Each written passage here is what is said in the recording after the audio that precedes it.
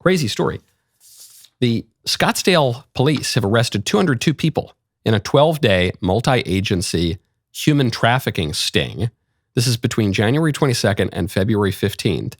This was an operation to arrest sex buyers, child predators, individuals involved in sex trade trafficking. The operations were decoy-based, so no children were directly involved in it, but children were ostensibly involved in it.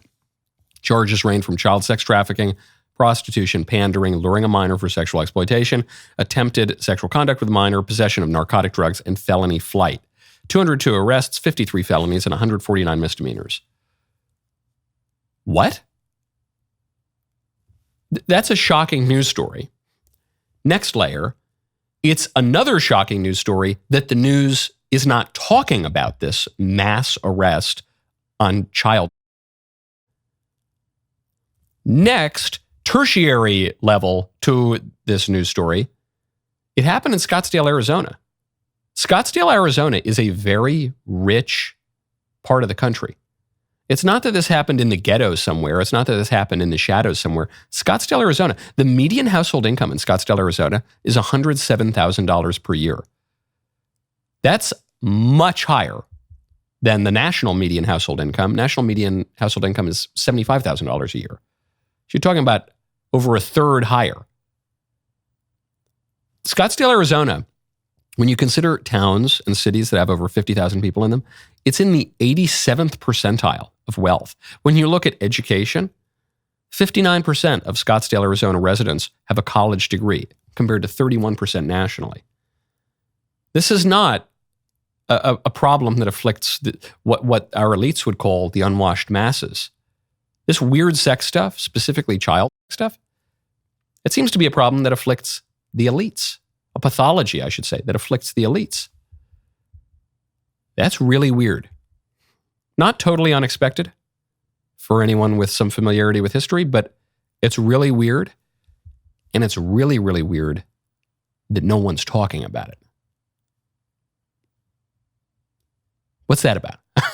I don't know. I'd like to hear. I don't have more facts on the ground here because this story came out and there's just so little coverage of it. Why isn't the news covering this? Very strange. You got to check out 4547 American Whiskey.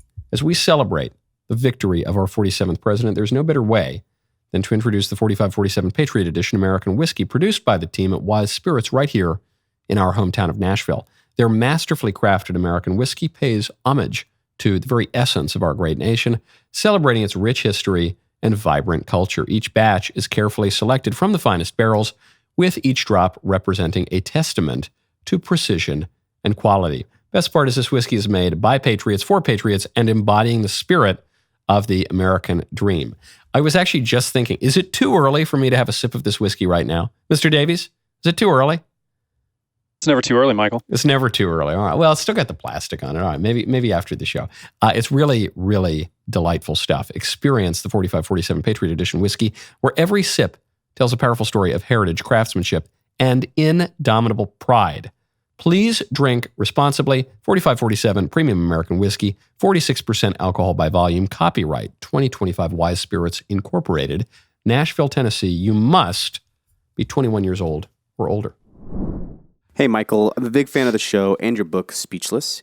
You often speak of how the left has taken over the arts, specifically film and music, and as a Christian conservative and a musician myself, I hate seeing the music, movies, and TV shows made today declining both in quality and in morality. And so my question is, what are some real things we can do to take back the arts? I have a great example, and providentially, I actually have a prop with me right now. I had to bring this in today for a bit that we're filming after the show, for those of you who are listening. This is my ukulele. I've played ukulele since 2004, maybe? I don't know. I've played ukulele for the now vast majority of my life. I'm not even that good at ukulele, but I love ukulele. I could go months without playing, but sometimes I play it every single day. I just love it because I find it very relaxing. I find it charming. What I get out of music is not that I'm going to be a rock star. There aren't that many ukulele playing rock stars. I get a great deal of joy out of music. It works my mind. It relaxes me. I can hear beautiful things and then try to recreate them in a paltry way, or I can even imagine things, write little songs myself. All of that is to say, if we want to bring reason back to the arts, if we want to bring a seriousness back to arts and culture, we need to engage with it ourselves. And not just in an instrumental way, pun unintended, not just in an instrumental way to make money or something, or to build a big company. We actually have to love it. We have to be, help to shape our loves in a good way and then be guided by our love toward good art. You're not going to force a bunch of Chamber of Commerce type Republicans to suddenly care about symphonies and ballet. And if all they really care about is spreadsheets, you can't force them to do it. You have to cultivate that kind of love. And the way to do that is in your living room. It's to play ukulele around your kids. It's to learn the piano. You don't have to be good. You could just do it. It's like Winston Churchill with his paintings. Winston Churchill wrote a great essay, Painting as Pastime. He said, if you're reading this essay because you want to start painting, you will never be good. Get that out of your head. That's not the point, to be good necessarily. It's to get better at it, to grow in love for it, and then you can really appreciate music and arts. That's what you got to do. But that starts in the living room. Some things can be a little bit more top down in our country. That one, you need to be cultivating that for a long time in your private life. I'm really glad you liked that clip, okay? So I'm going to level with you. If you enjoyed it, you should ring the bell, right?